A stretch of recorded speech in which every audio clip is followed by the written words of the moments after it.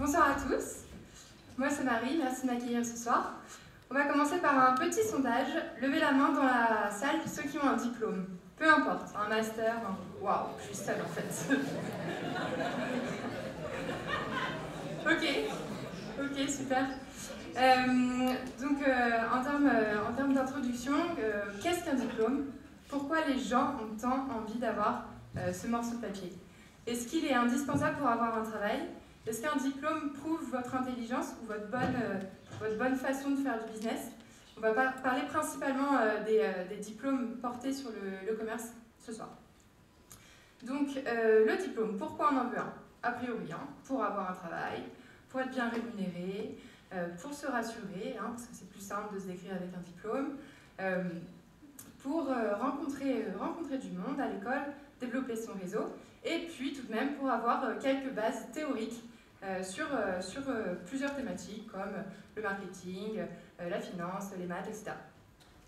Donc je vais vous parler un petit peu de mon histoire personnelle, ensuite on élargira sur d'autres sujets. Donc bon, en arrière, j'ai 17 ans, je viens d'avoir mon bac, mention bien, j'étais bonne élève, etc.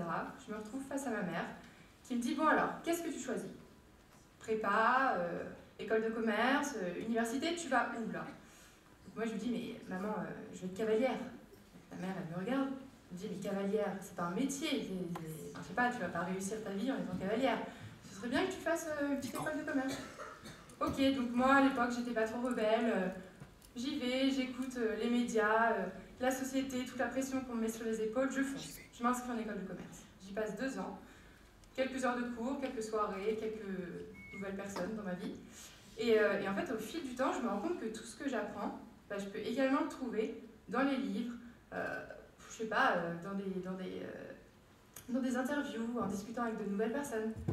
Et donc, premier choc pour moi, je trouve que c'est un peu bizarre. Ensuite, je commence à travailler en allant dans un stage de cabinet de chasse de tête.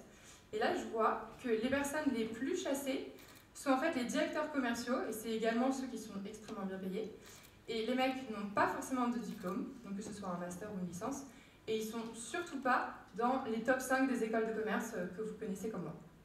Donc là, deuxième choc, je suis un peu déstabilisée. Bon. Du coup, je fais un second stage, je décide de faire une césure, pendant laquelle je travaille. Et en fait, ça marquera la fin de mon année scolaire et de mon retour à l'école, puisque je me suis dit, mais je suis beaucoup mieux à travailler. Là, en 1 an, j'ai appris 10 fois plus qu'en 2 ans de cumuler de cours. Donc c'est parti, je me lance.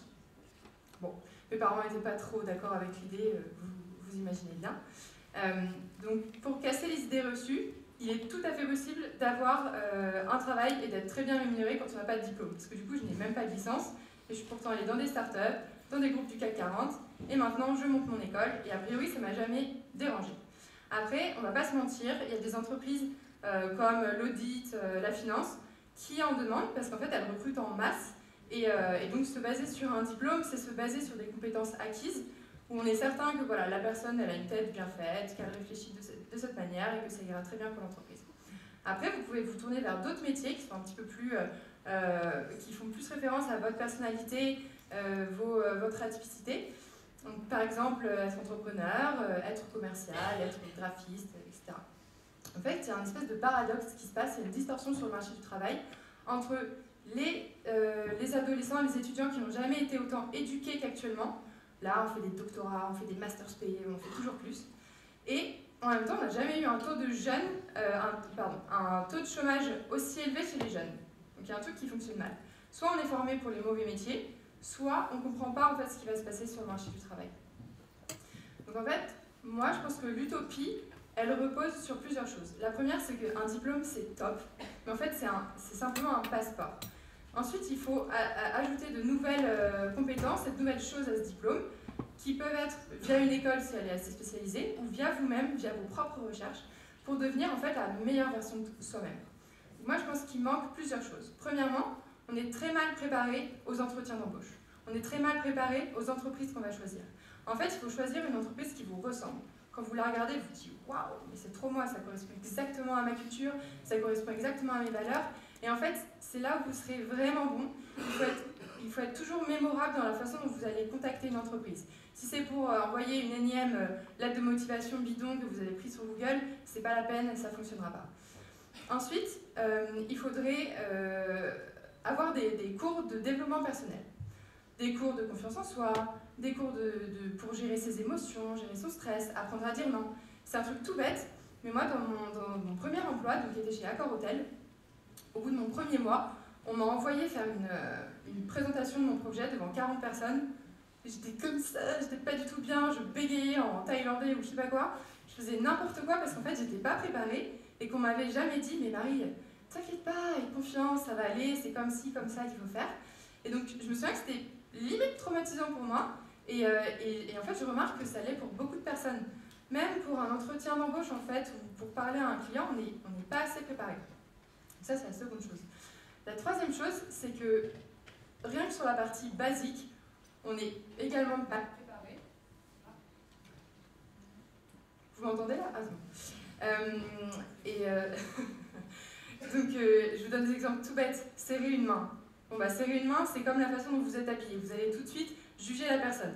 Alors, l'espèce de main molle là qu'on se prend en entretien, c'est très compliqué à gérer parce qu'en fait, vous donnez directement une image de la personne qui est peut-être biaisée, mais la personne, on lui a juste pas appris à faire une bonne poignée de main, quelque chose qui te reflète bien également, comme tes vêtements, quoi. Ça, ou le jargon de l'entreprise, moi, les premières phrases qu'on me sortait, mais je comprenais rien. On me disait, alors là, tu vas faire un call pour avoir des prospects, on va disrupter le recrutement. Franchement, il y a un mot sur deux que je comprenais, c'est super angoissant. Les outils, c'est la même chose.